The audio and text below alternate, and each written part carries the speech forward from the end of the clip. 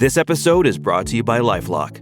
The holidays mean more travel, more shopping, more time online, and more personal info in places that could expose you to identity theft. That's why LifeLock monitors millions of data points every second. If your identity is stolen, their US-based restoration specialist will fix it, guaranteed or your money back. Get more holiday fun and less holiday worry with LifeLock. Save up to 40% your first year. Visit LifeLock.com/podcast. Terms apply.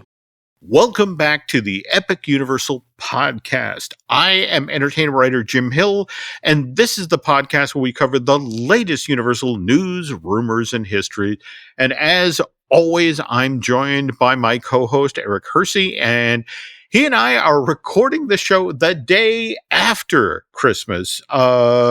But they'll be hearing it the day after Christmas, right? That's how this works? Or? Hey, I think so. It's coming out on Friday the 27th. But so maybe by then I'll break down all the boxes and get all the toys and everything else created. I don't know about you, Jim, but I mean, my job is primarily trying to clean the entire house up, figure out how I'm going to get all this wrapping paper to the garbage men. It's the post-holiday debris is always very, very impressive. So, but speaking of which, I heard you got an early Christmas present this year. Hey, I did actually get an early Christmas present.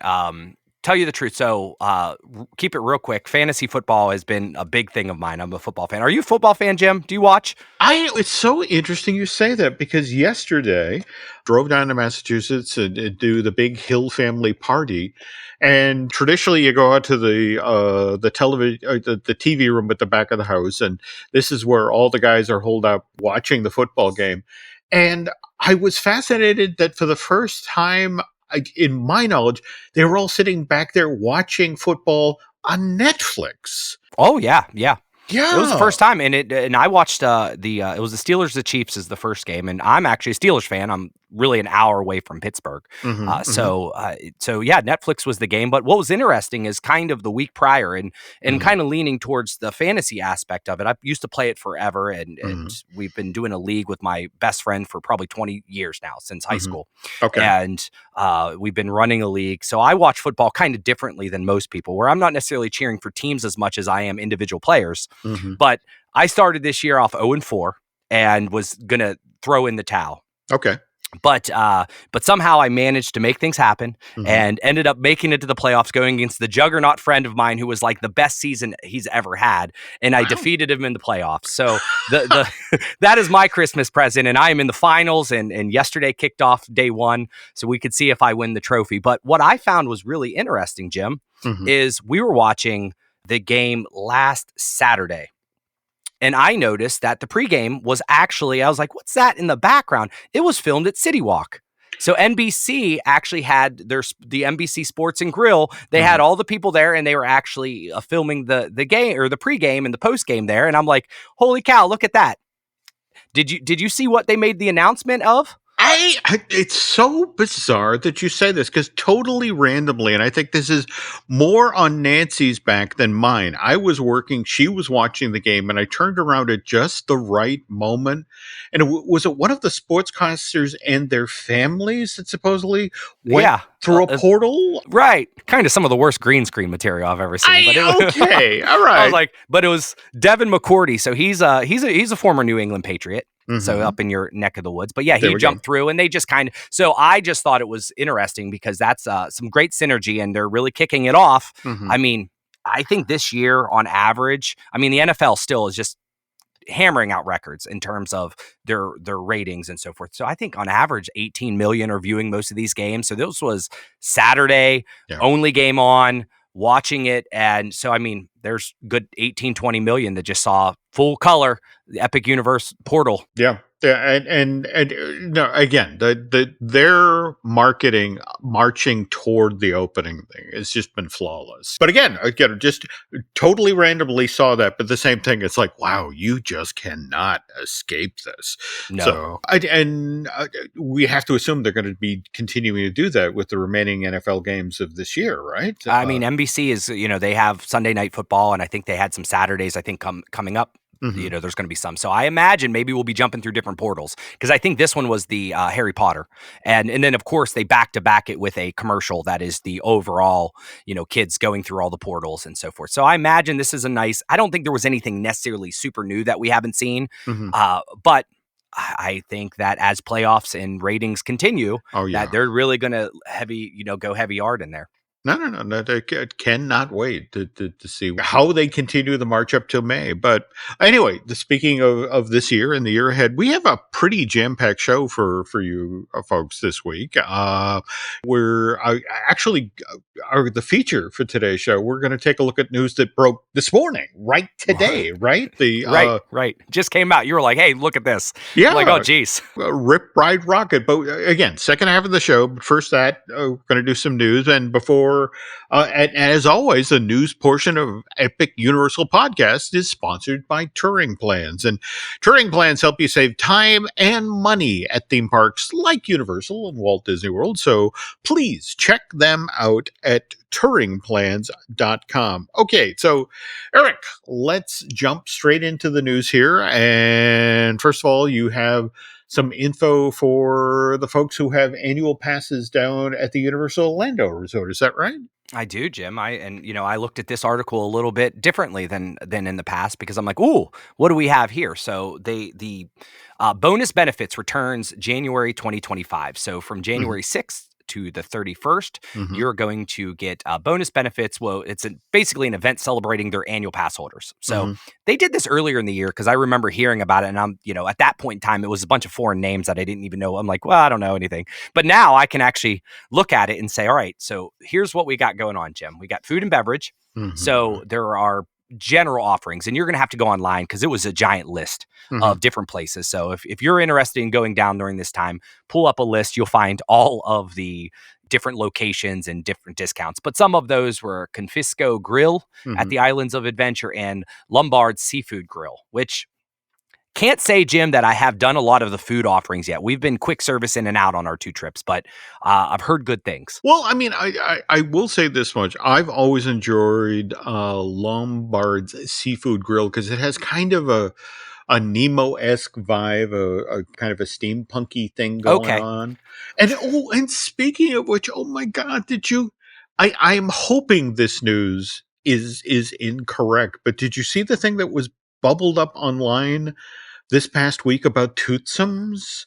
No. Are you going to break my heart here? What do we got going on? No, but I think I'm going to break Lauren's heart, because she loves the 2 walk-around characters in the restaurant. And evidently, they're going away in January. I'm waiting for Universal to actually confirm this, but evidently this news came out of the entertainment side of things, and the whole notion is, we're opening this brand new park up the street, and as a result of which money is being spent in different ways, and evidently the walk around interactive characters for Toothsomes are on the cutting block at this point. Listen, I'm gonna head over to whatever app or website for protest.com or whatever and get that cannot happen. But that's awful. No. All right, well we'll move from that to a couple other things. So they are giving 40% off Universal Orlando hotels on these select dates. I think that's a pretty good news. And they're doing exclusive lanyards. And I didn't realize until I showed up there how big lanyards are, because I mean the tickets and so forth at Universal, they go around your neck and you use those much frequently. Yep. So there's lots of lanyards for sale. And when we were there, we were picking out like, all right, which lanyard could we get? It's the equivalent of what I would call the Magic Band. So getting an exclusive lanyard is nice. Along with, you have 35% off my Universal Photos annual package. And of course, there's exclusive food and beverage offers. So they're trying to get me back down there, Jim. Well, I believe that it's called the Cradle to Grave program, Eric, if I'm not mistaken. So, Right. All right. And we were just alluding to the fact that, again, Epic Universe is opening in May of next year. But out ahead of that, we've seen well, given that there's a third park joining excuse me, fourth theme park if we count Volcano Bay, so they're upgrading the name tags that the team members are wearing. Is that correct? Or Yeah. So there's a new name tag. It's called the new Stargazer name tag design. So what you'll see is it's almost like a line drawing where you have your icons, and at the bottom of that, there you're actually seeing that they have the lighthouse, they have the volcano, they have the globe, and now they have the Kronos Tower, right, along with the arch. So it's a pretty nice design. It's my question is, do cast members or team members uh, take as much pride in these name tags as I've always heard Disney? Because I always heard that was like a badge where you kept your name tag and kind of thing. Is have you ever heard that? that's the interesting thing with the team members. They have their own traditions. In fact, I'm now sharing this with Eric right here. This is something that Mike Aiello from Universal Entertainment gave me a couple of years ago, and this is a coin Oh, that if you worked the Universal Horror Nights, in fact, this is for the 24 season, and if you completed the run of the show, you were gifted this. And in fact, there are so many members who've worked the Halloween Horror Nights over the years, and that's the other thing that's fascinating about it, Erica. We're going to have to go into that because there are people who live around Orlando who lead normal lives. I mean, they're dental assistants, or they're accountants, and that sort of thing. But every year when Universal holds their auditions for Halloween Horror Nights, these folks come out for those 2 months where it's just sort of like, I get to step outside of my normal life and scare the crap out of people, wear makeup and costumes, and it feeds a certain need. And so, right. but those folks are very proud of their time, and they have their collections of coins. You go into their house and there's 5 of them framed. It's like, Wow. yeah, that's my time. So Oh, that's awesome. So okay, so yeah, so maybe there they is do the something. same thing. Yeah. That's awesome. No, that's fantastic. But I do think for those that are collectors, I Mhm. mean, this is a new point in time where there's almost anything that had just the 3 logos are Mhm. going to be redesigned now to have the 4 icons or so forth. So you're going to see a lot of stuff maybe at like the what is it, the Lakeview Antique Mall or There we one of those. go. There we go. Yeah, so maybe it's a good time to head down there. Maybe you guys can talk about that over on I Want That Too. I'm sure Okay. Okay. lots of stuff there. Mhm. Hey Jim, I got a news story. Okay.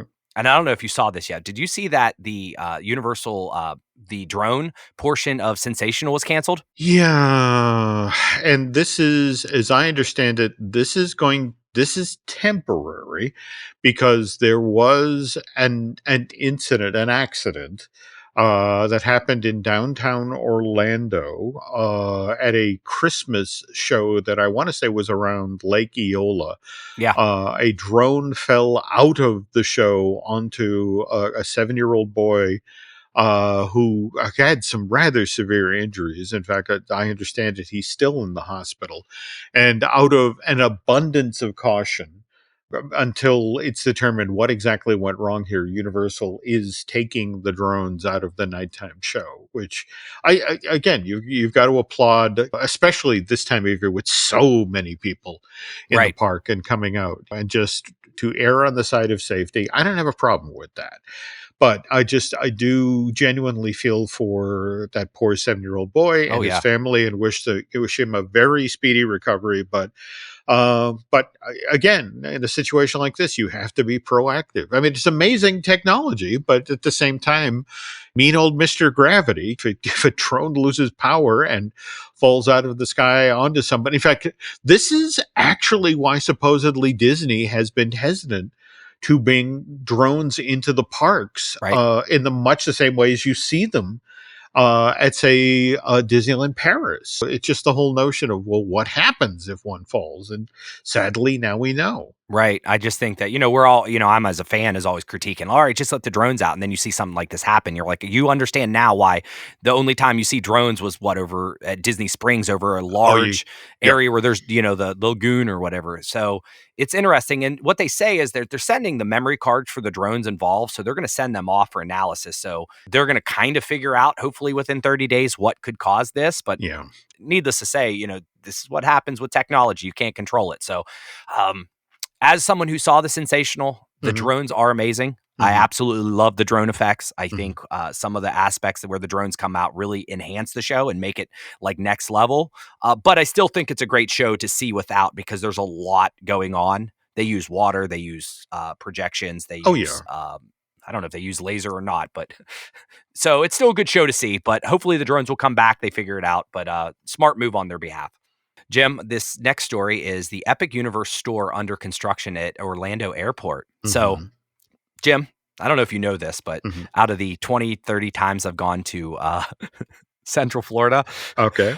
I've only been to the Orlando Airport one time, and that was in 2010. Oh, wow. So I am not familiar with how this airport necessarily works. I wasn't paying attention back then. But you travel to MCO, right? Is that how you typically get down, or? Oh, well, yeah. I mean, well, actually, Nancy is not a light packer. And so often is not when we're going to Florida, and it depends on the length of the trip and what we're up to. And sometimes we will just drive down because it's easier than hauling all of her bags to the airport. Though this said, I don't know.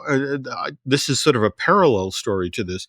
In the past year or so, Orlando Airport has opened a brand new international terminal. And supposedly the Universal store at the international terminal is so amazing that the airport actually began offering locals the opportunity to get a pass to, I mean, normally you couldn't get into the international terminal without a ticket to fly internationally. But so many people were like, I hear the restaurants are amazing and that Universal store is supposed to be incredible. And it's like the airport actually, well, all right, if you want to contact us, we'll give you a pass to get over to this side. So I'm not going to lie to you, Eric. I'm going to wait till this store opens up and try to build in my next trip down to Orlando. You know, maybe I'll go to the airport 4 or 5 hours in advance, and after I check in for my flight, first check out this store and then make my way over to the International Pavilion too, because there's a projected effect in the Harry Potter section of the Universal store where evidently this full-size dragon flies up and effectively sets fire to an entire wall of the store. And it's just sort of like, okay, yeah, I'm sure children enjoy that moment as they run screaming out of the store. Oh, no. Listen, I think, I think Lauren's been talking more about weekend trips, right? So normally we go, it's like a 7, 8 day trip because we drive down and kind of have to feel like if you're going to spend an entire day driving there and back, you have to put enough in between. But like maybe a weekend trip, it's a good excuse to go to MCO. Check this out. So that is, I guess it's right next to their in the AB terminal. There's a Universal store. So they're building one and the marquee's up now and so forth. So not sure when that'll be open, but interesting enough. Okay, well, given the show that I do with your bride, maybe she and I should compare schedules and meet up at the airport so we can tour both of these stores, and the two of us can run out of the store screaming. Bring an empty luggage for the way home, right? There we go. All right, the last story before we move on to the big story today is that Universal Studios Japan may use the parking lots for theme park expansion in 5 to 7 years. Did you see that? Yeah.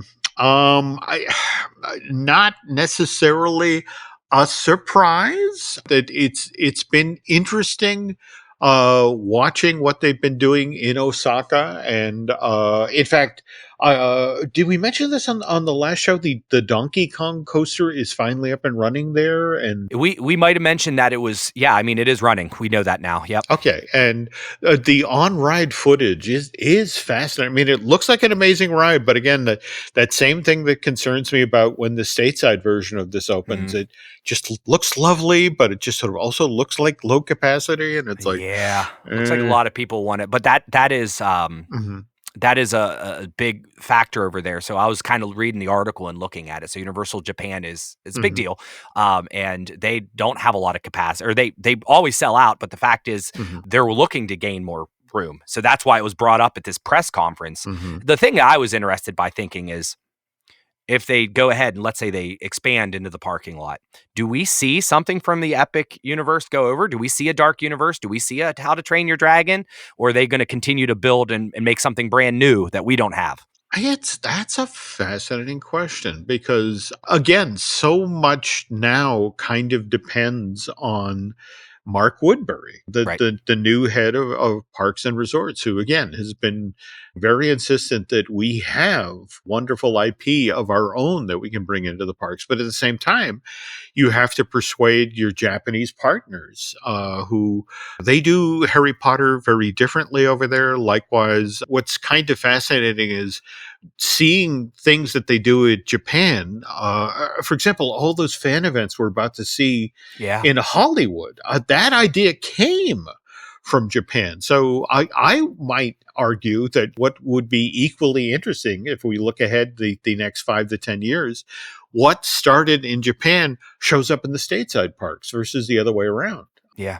But that said, I think you're not wrong about, at the very least, How to Train Your Dragon. But though, at the same time, I think a lot of it depends on how the live action film does later this summer. And speaking of which, did you see the trailer for the new How to Train Your Dragon? Oh, did they release a full trailer now? I saw the teaser trailer. No, just the teaser, but absolutely, it recreates that wonderful moment where you see Hiccup and Toothless bonding for the first time, and it was what we'll get to do, right? We're going to get to do that in Epic Universe. That's what they say the photo op is. So I imagine this is good synergy. You're going to get everybody crying in the movies and say, "I'm going to go do that now." Yeah, that's it. Just again, I was Philip J. Fry when I was like, "Shut up and take my money." That's right. Well, Jim, I think that is the first half of our news, but I think we have big announcement with Hollywood Rip Ride Rockit. But let's take a quick break, and then we come back. We'll dig deep into this ride and what's happening to it. Come to me. Focus Features invites you to succumb to the darkness. Nosferatu. From director Robert Eggers comes a masterpiece of horror. He is coming. This creature is a force more powerful than evil. It is death itself. Nosferatu. Rated R. Under 17nm without parent. Now playing only in theaters. Special engagements in Dolby and IMAX. The 2024 Subaru Share the Love event is going on now through January 2nd. Over the last 16 years, Subaru and its retailers have supported nearly 2,300 hometown charities, giving back to local communities. When you buy or lease a new Subaru from now until January 2nd, Subaru and its retailers will donate a minimum of $300 to charity. Support a great cause today at Subaru.com/share. This episode is brought to you by Skinny Pop Popcorn. Perfectly popped, endlessly delicious. Oh, so light and crunchy. Skinny Pop Original Popcorn is the snack you've been searching for. Made with just 3 simple ingredients: popcorn kernels, sunflower oil, and salt. Snacking never felt or tasted so good. Perfectly popped, endlessly delicious. Give yourself permission to snack and pick up Skinny Pop Original Popcorn today. Here we go. And we're back. Before we get started on talking about the coaster news that just broke today, want to share another little bit of Universal-related news. And this is from the television side of the house. I don't know how many of you are fans of the Inside Man. I want to say that's on Netflix with Ted Danson. Right. A lot of folks have compared it to Only Murders in This Building, that wonderful cast in a continuing mystery.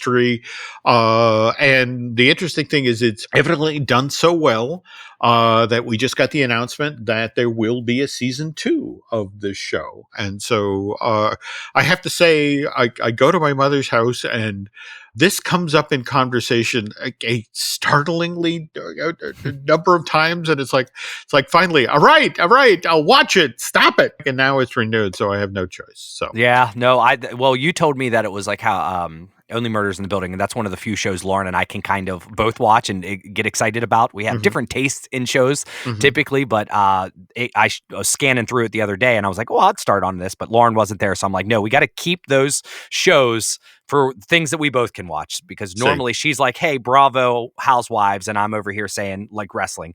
There we go.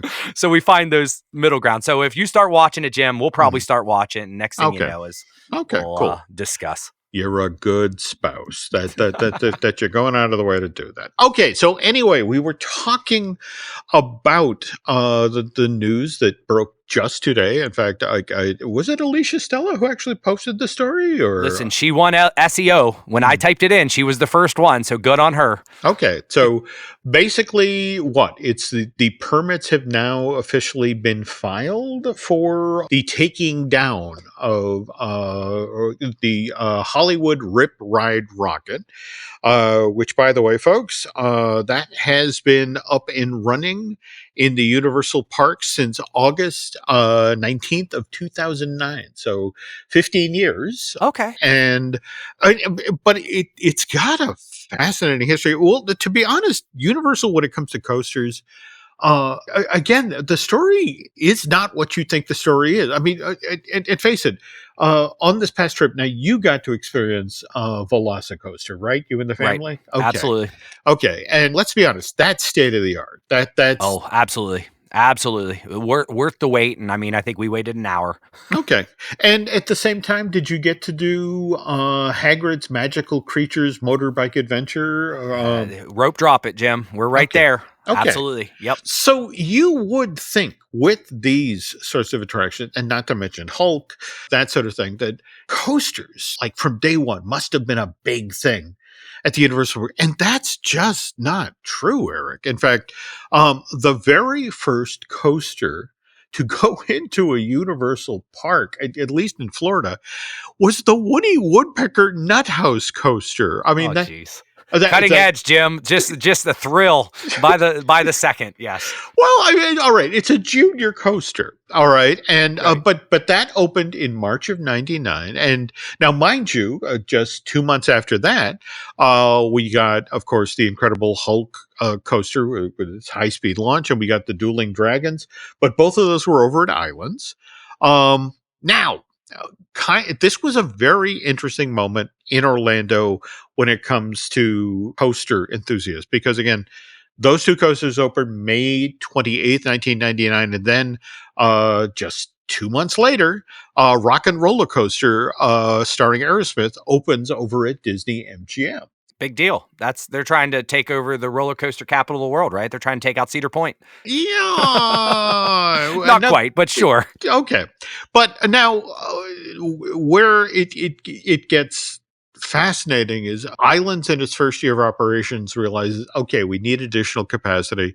The Woody Woodpecker Junior coaster had done quite well. There was an expansion pad available at the edge of Merlinwood. That was a section of Lost Continent that, to be honest, Eric, you didn't get to experience because that went away in 2008 to make room for the very first Wizarding World of Harry Potter.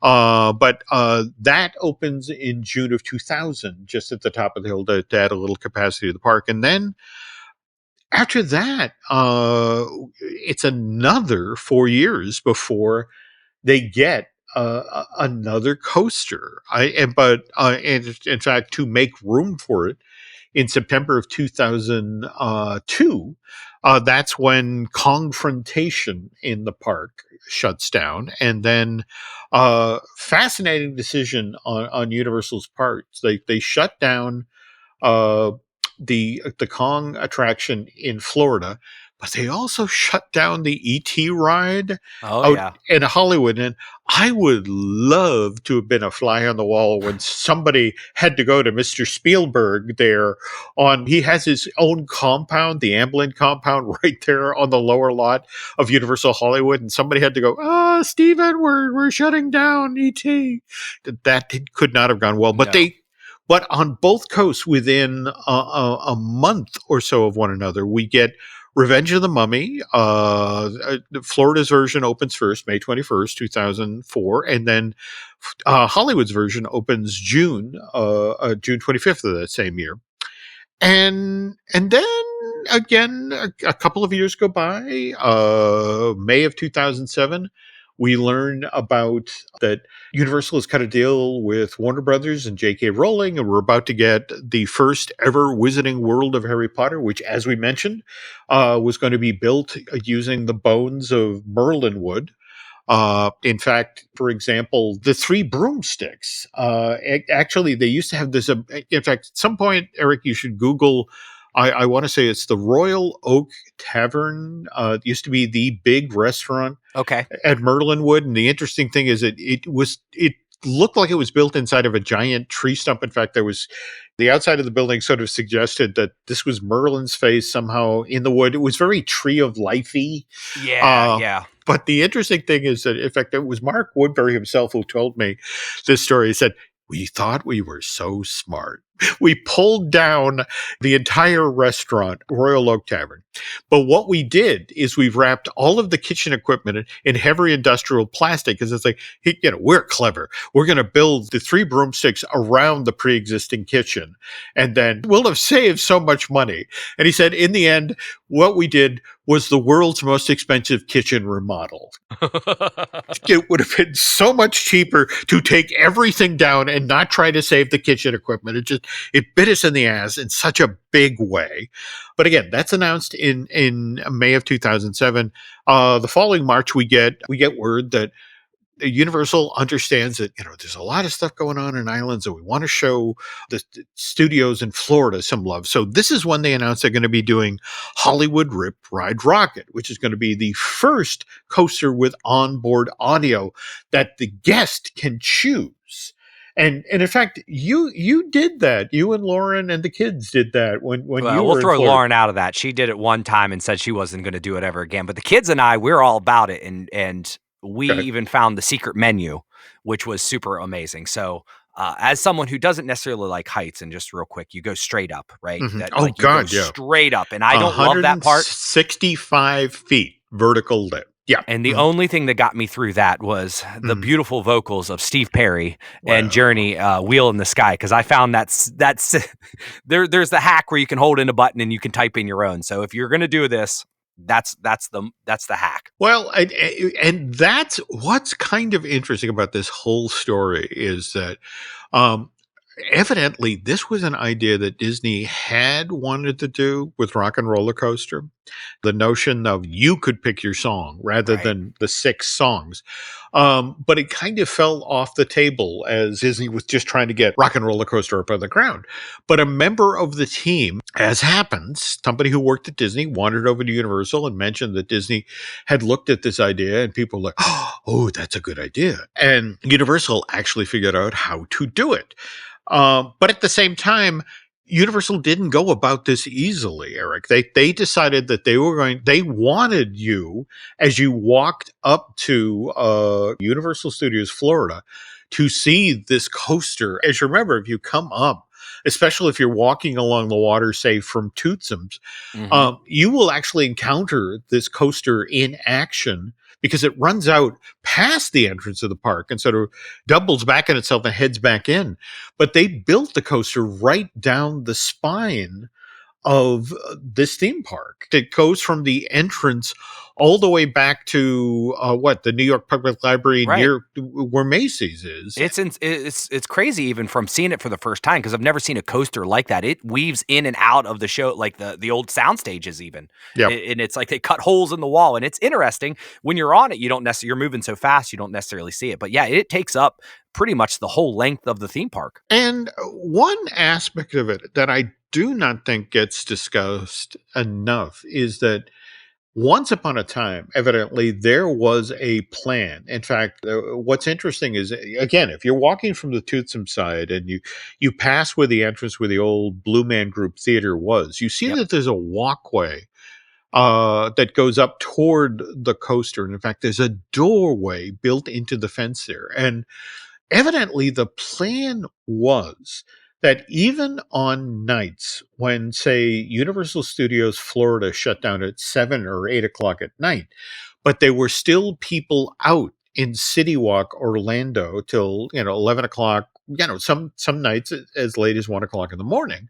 And the notion was, well, if you're a coaster fan and you're willing to pay a separate fee, you can actually come in that side door and get in a ride on Rip Ride Rockit while the rest of the park was closed. It was going to be this sort of separate gated entrance, so even people after the park had closed for the day could experience this attraction. And it evidently was designed this way from day one, and Wow. they never turned the key on that option. Now, some of that may be because of what happened the summer it was supposed to open. And in fact, it's worth noting that Universal had planned on having Rip Ride Rockit open for Memorial Day of 2009, but they ran into several operational issues, and as a result of which, this thrill ride didn't open till very deep in the summer of 2009. In fact, it was August 19th. I mean, the summer is basically over when they finally got it up and running. And I think that left a bad taste in folks' mouth at Universal Orlando, so they never turned the key on the City Walk guests get to experience this after hours option. But yeah, so now to kind of bring this full circle, now we talked at the top of the show about Woody Woodpecker's Nut House Coaster, which, by the way, closed in January of 2023 and then got rethemed as the Trilla Coaster. Is that? That's right. Okay. Yeah, and it's got a 60-minute wait almost every time I did it. There We we go. dropped it one time. The kids, it's fun. Oh. It's fine. But that's part of the DreamWorks land there. But Right. see, this is the Universal playbook, that they'll build a coaster and they will get as much value out of that coaster as they can. For example, the Flying Unicorn became the Flying Hippogriff as part of the very first Wizarding World of Harry Potter. Similarly, Dueling Dragons became the Dragon Challenge. Yeah. When Harry Potter Land opened in June of 2010. Oh, I have to tell this one fun side story. When the construction walls first went up, when Merlinwood was being transformed into Hogsmeade Village, for a time, and I want to say that happened in the spring of 2008, and the Flying Unicorn stayed open till July of that year. And all of the miserable bastards like myself who worked the theme park entertainment news side of the street to keep track of what was going on behind the construction fence would ride the unicorn with their cameras and videos and getting pictures of the construction. And what's funny is when you watch any videos that are taken, you can hear this continuous litany by the Universal team member. Please put down your cameras, turn them off. You're going to hurt yourself. They'll fall. This is unsafe. And that's all you hear as people are taking videos of what's going on behind that construction fence. That is awesome. Yeah, I mean, we're all terrible people, folks. That's just what I'm saying. But anyway, so again, this is what Universal does. That they use as much of the infrastructure as they can. In fact, when Dragon Challenge closed down in what was it? 2017, September 2017. They still kept a lot of the queue infrastructure that had been there for as far back as Dueling Dragons, and redid that again, so it serviced Hagrid's Magical Creatures Motorbike Adventure. So anyway, we're just sharing this story because I think the thing people need to be aware of, that when it comes time for Rip Ride Rockit to do its last set of rides in, say, January, February of 2025, and hopefully Universal will be sharing that info. And knowing Universal, they're going to give annual pass holders the opportunity to get in one last ride before they shut this down. But as it's been explained to me, a lot of the physical structure, the supports anyway, for Hollywood Rip Ride Rockit will be left in place for this new Fast and Furious themed experience, which, by the way, evidently will be at least a third as long as Rip Ride Rockit. And what we're hearing is that the Fast and Furious supercharged show building, the ride that opened at the park in 2018, I want to say. Yeah. Yeah, Sounds that about right. okay, that's supposedly where you're now going to board the coaster and depart from. And then right out to the front of the park and then right back. So once again, you're seeing Universal artfully recycle established elements. And more to the point, I think what Universal is trying to avoid is some of the issues they encountered when they built Hollywood Rip Ride Rockit back in the day. I mean, I remember talking with members of the team, and they were like, "Geez, there was one day where, in order to get this thing built, we had to shut down power for every single sound stage we had." And that's not something you want to tell the people on the production side, that hey, Right. we're going to be closed all night and that you Yeah. can't work. Um, but anyway, the one other thing that we just want to put out there, and Eric and I will be chasing this story, is that it's worth noting that Hollywood Rip Ride Rockit, again, is going to go down in the first quarter of 2025. And if we pivot now to the summer of 2026, that's when out in Hollywood, at Universal Studios Hollywood, there on the up on the hillside, the Fast and Furious Hollywood Drift Coaster, the one they're building right now, that's supposed to open. And what's interesting is that very same summer is when the grand finale of the Fast and Furious film series is supposed to debut in theaters. And Eric, what do you think the smart money is on trying to get the Fast and Furious coaster up in Universal Studios Florida in that same window of time? So you could effectively have an attraction opens Right. the very same summer of our grand finale of the Fast and Furious films. I mean, it Think that only makes sense from a marketing sense, right? mm, You're already going to be thinking about it. You're going to already have everybody out there. And what would it be a nice little advertisement saying on both coasts, mm. either one, go experience the Fast and the Furious. So I think it'd be smart. Now, if they can pull it off, that is all. Listen, they've always, theme park, construction stuff, they always have these grand ideas from a marketing standpoint and great timing. But boy, it's probably difficult.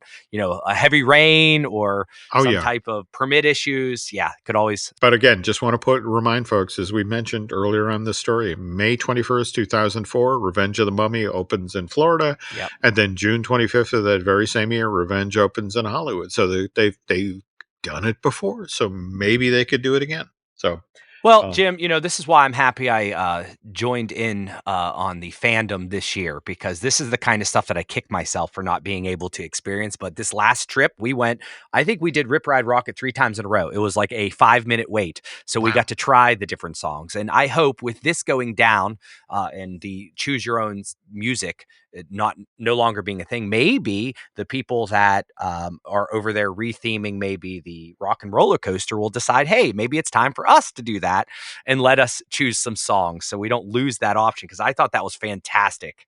Okay. Just that notion of being able to do that. So All right. And just one final question before we close up the feature here. So again, you rode, Rip Ride Rockit multiple times. How many times did we ride Fast and Furious Supercharged?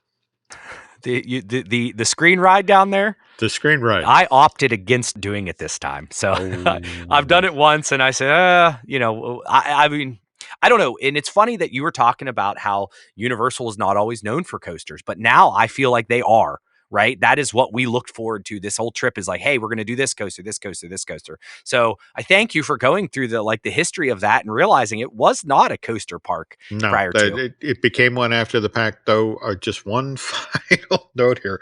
Thuriku, who sadly no longer works with Universal Creative, great guy, a former Imagineer, did some amazing stuff at the park, but he was at a Thea event when the Attractions Expo was being held at the Orange County Convention Center a year or so back. And somebody asked him during the question and answer section of a panel if he had any regrets of working at Universal Creative. And there he said the quiet part out loud. He said, I wish I had been able to talk Universal management out of turning well, again, you got to remember with Fast and Furious Supercharged, it was originally designed to be the grand finale of the tram tour out in California. Right. Opened in 2014, 2015, I forget. And it was just the notion of, well, we have this element. Let's bring it out to Florida and see what we can do with it. And it's just sort of like, no, it didn't work. Was that Earthquake? Was that the Earthquake the ride? Is that what it used to be? Yeah, the physical plant, though I wish you had been able to see it when it was Disaster, when it was built around Dwayne Johnson. Make your own thing. Yeah. That is one of those things where it's like, yeah, we might do it every couple times. We didn't have enough time this time. So we're almost saying that might not be existing anymore. Is that kind of the deal? Oh, the very smart money there is that, especially with them needing a big indoor queue for this brand new super deluxe coaster that's going to straddle the front of the park. It's like, yeah, the physical plant that's there, the wonderful pre-show for Fast and Furious Supercharged will probably stay in place. The hard reality is that, yeah, we'll get rid of that terrible show, but keep the wonderful pre-show. Well, thanks for, it's good timing. Thanks for pulling all that information together to kind of look at Rip Ride Rockit. But yeah, it was, I'm glad I got to experience it, but it'll be exciting to see what they kind of put in there and how this all unfolds over the next couple of years. Yeah. It's a very interesting time to paying attention to what Universal is up to, because, just a lot of stuff coming over the horizon. So anyway, I think that's going to bring things to a close this time around. Is that correct, Eric? I think so. I think it'll be a new year by the time you hear us again. There you go. There we go. Okay. Well, in the new year, where can the nice people find you, Eric? You can find me on most social channels at Eric Hersey. And where can people find you, Jim? As always, you can find me on X and Instagram as Jim Hill Media, and then over on Facebook as Jim Hill Media News. And again, I guess that's going to do it for this week's show. So on behalf of Mr. Hersey, thank you for listening. And please stick around now to hear what's coming up this month on the Jim Hill Media Podcast Network. Thanks for listening to today's episode. And if you like what you heard, head on over to Apple Podcasts and give us a review. This really helps get the word out about our shows. We also have some other shows on the network that you might like. Each week, we drop a brand new Disney dish with Len Testa or animation and movie news. Please listen to Fine Tuning with Drew Taylor. By the way, you can also check out Drew's other podcasts, like The Fuse, the official Mission Impossible podcast, which he does with Charles Hood. For all things Lucasfilm, why don't you subscribe to Looking at Lucasfilm with Brian Gahn? Likewise, we have I Want That Too with the lovely Lauren Hersey, our weekly podcast that features the latest merch and the stories behind that merch.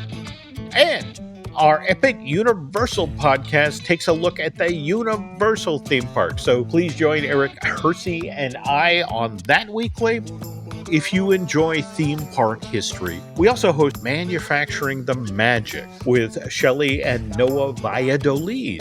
That podcast tells the story of how we got the modern theme parks that we enjoy today. Join myself, Len Testa, and veteran Imagineer Jim Schul for our latest season of Disney Unpacked, our first ever video series exclusively for Patreon. These get released first Sunday of every month, and each month we release several exclusive podcasts to help support this video series. I want to thank everyone that supports the Jim Hill Media Network. For more information about our podcast and content, head on over to jimhillmedia.com. So that's going to do it for now, folks. Thanks again for listening, and we will catch up on the next show.